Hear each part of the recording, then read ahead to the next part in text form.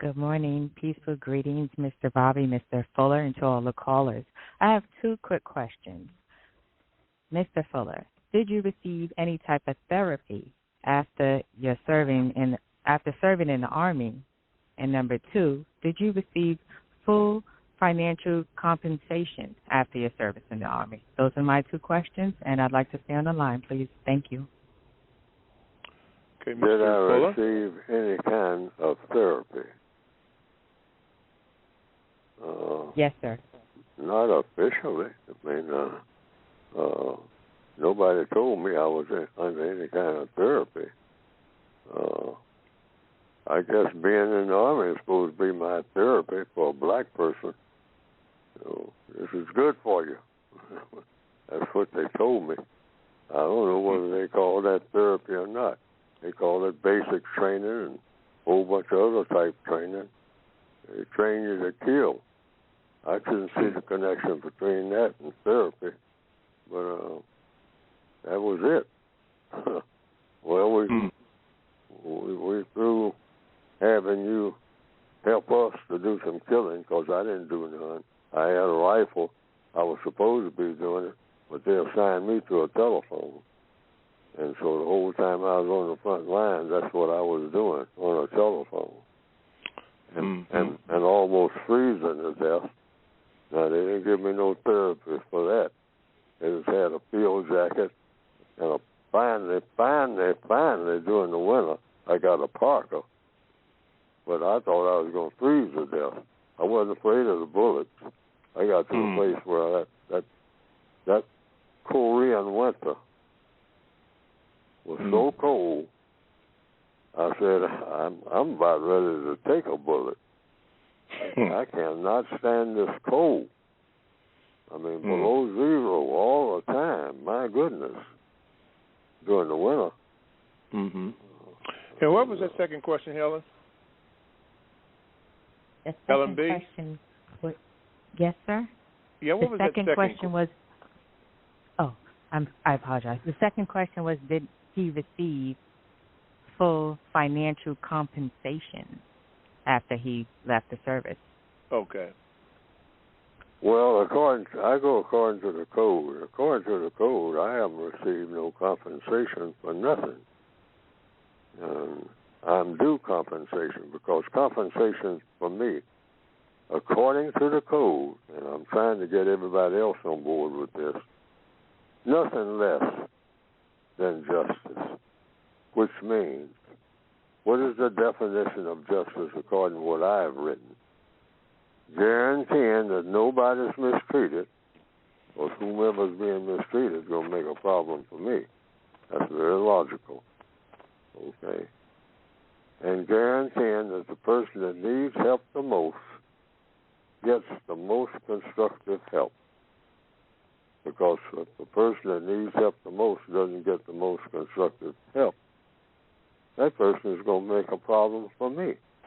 So you got to guarantee that no person is mistreated. See, when people are not being mistreated, they're not likely to mistreat anyone else if they put the two together.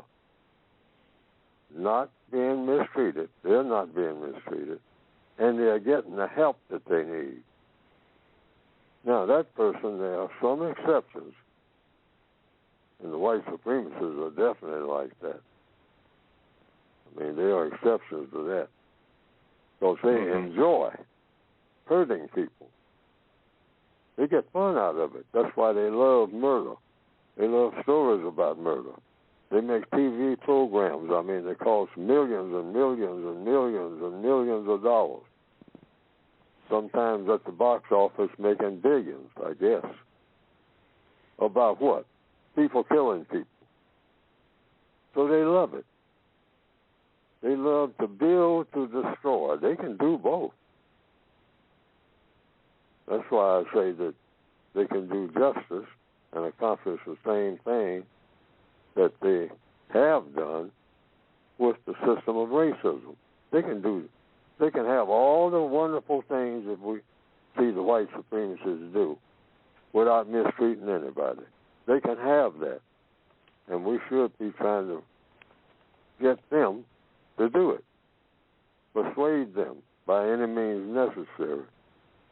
That's what the code is about. Basically, ultimately, trying to sit around the table without shouting and name calling and all that, lower our voices, and just negotiate the terms of producing a product called justice. Because under the system of justice, theoretically, we've never seen it, you can do the same, accomplish all of the things that the system of white supremacy has accomplished. Because they are experts at doing things. But they're terrible at interacting with people and don't want to interact with people in a constructive manner if those people have color in their skin. And also just practice on each other. The white supremacists practice mistreating each other. And they do this to stay in practice. So they'll be experts at handling the dark people of this planet and ultimately of this entire universe. They're making plans now to go everywhere all over the, what you call the galaxy or even beyond that for the next 50 trillion years and spread the gospel of white supremacy everywhere where they don't have it. Don't need it. Never thought of it. If there's any place out there, that's why they keep looking for people. Mm-hmm. They're not looking for things out there. They get bored with that. They get bored with the things that they have, and they got everything. But they like to be around some dark people so they can, hey, saddle up. Let's go, let's go Negro hunting today. That's fun. Let's chase them down the street.